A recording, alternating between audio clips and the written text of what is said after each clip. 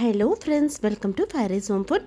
இன்றைக்கி நம்ம வீடியோவில் பார்க்க போகிறது ரொம்பவும் சுவையான எறா பிரியாணி தான். எப்படி செய்யலாம்னு சொல்லி தரப்போகிறேன். இது அவ்வளோ டேஸ்ட்டாக இருக்குங்க. வாங்க இந்த டேஸ்டியான எறா பிரியாணி எப்படி செய்யலாம்னு சொல்லித்தரேன். வீடியோக்குள்ளே போய் பார்க்கலாம். வீடியோக்குள்ளே போய் பார்க்குறதுக்கு முன்னாடி நம்மளுடைய சேனல் ஃபேரிஸ் ஹோம் ஃபுட் சேனலை சப்ஸ்கிரைப் பண்ணாதவங்க சப்ஸ்கிரைப் பண்ணிக்கோங்க. தேங்க்யூ. 300 கிராம்ஸ் எறா நான் எடுத்துருக்கிறேன்.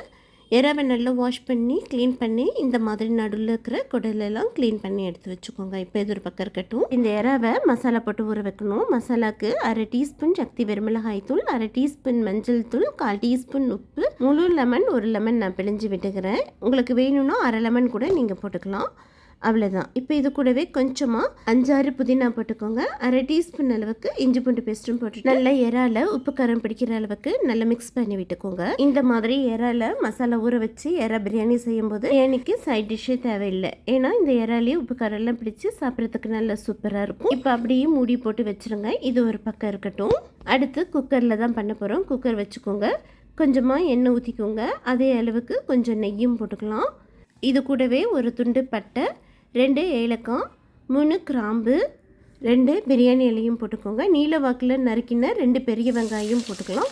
இது கூடவே காரத்துக்கு 3 பச்சை மிளகாய் கீரி போட்டுக்கோங்க. போட்டுட்டு நல்லா வெங்காயத்தை கோல்டன் கலரில் ஆகிற வரைக்கும் வதக்கிக்கோங்க. நல்லா கோல்டன் கலரில் ஆகணும். பாருங்கள், இந்த மாதிரி நல்லா கோல்டன் கலரில் ஆகினதும் இப்போது 2 டீஸ்பூன் அளவுக்கு இஞ்சி பூண்டு பேஸ்ட்டும் போட்டுக்கலாம். இஞ்சி பூண்டு பேஸ்ட்டும் போட்டுட்டு நல்லா அடிப்பிடிக்காமல் நல்லா வதக்கி விட்டுக்கோங்க.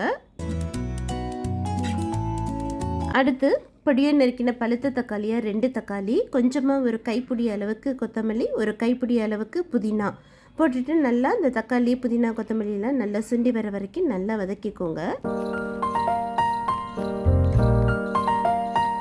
அடுத்து 1/4 டீஸ்பூன் மஞ்சள் தூள், 1 டீஸ்பூன் சக்தி வெறுமிளகாய் தூள், 1 டீஸ்பூன் மல்லித்தூள், 1/2 டீஸ்பூன் அளவுக்கு கரம் மசாலா தூள் போட்டுக்கோங்க. கரம் மசாலா தூள் இல்லைனாலும் பரவாயில்லை, பிரியாணி மசாலா தூள் ஏதாவது இருந்தாலும் போட்டுக்கலாம். அதுவும் இல்லைனாலும் பரவாயில்ல, ஸ்கிப் பண்ணிக்கலாம். இப்போ நல்ல மசாலா வாசனை போகிற வரைக்கும் வதக்கிட்டு ஊற வச்சுருக்கிற எறாவையும் போட்டுக்கோங்க. எறாவையும் போட்டுட்டு 1 நிமிஷம் மட்டும் நல்லா இந்த எண்ணெயிலேயே வதக்கிக்கோங்க.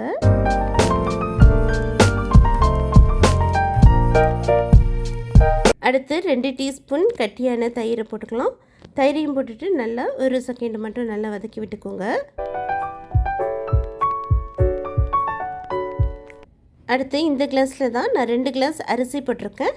2 கிளாஸ் அரிசியை நல்லா வாஷ் பண்ணி ஒரு 1/2 hour ஊற வச்ச அரிசியும் போட்டுக்கிறேன். அரிசியை இந்த மாதிரி எண்ணெயில் வதக்கிட்டு பண்ணும்போது அரிசி நல்லா உடையாமல் குலையாமல் இருக்கும். அடுத்து 2 கிளாஸ் அரிசிக்கு 3 கிளாஸ் அளவுக்கு நான் தண்ணி ஊற்றியிருக்கிறேன். இப்போ தண்ணி ஊற்றிட்டு நல்லா மிக்ஸ் பண்ணிக்கோங்க. இப்போ இதில் 1 டீஸ்பூன் அளவுக்கு உப்பும் போட்டுக்கலாம். ஆல்ரெடி எறாலையும் நம்ம ஊற வைக்கும்போது 1/4 டீஸ்பூன் அளவுக்கு உப்பு போட்டிருக்கோம். இப்போ உப்பு பார்த்து போட்டுக்கோங்க. நல்லா மிக்ஸ் பண்ணி விட்டு உப்பு காரம் செக் பண்ணிக்கோங்க. எனக்கு கொஞ்சம் உப்பு கம்மியாக இருக்கிற மாதிரி இருக்குது. நான் உப்பும் போட்டு நல்லா மிக்ஸ் பண்ணி விட்டுக்கிறேன்.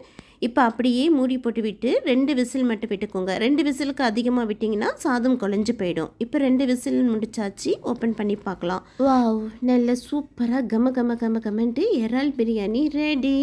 இது அவ்வளோ சூப்பராக இருக்குங்க. பாருங்கள் எவ்வளோ அழகாக உதிரியாக நல்லா இருக்குது. பார்க்குறதுக்கே சாப்பிட்றதுக்கு இன்னுமே ரொம்ப நல்லா டேஸ்ட்டாக இருக்குங்க.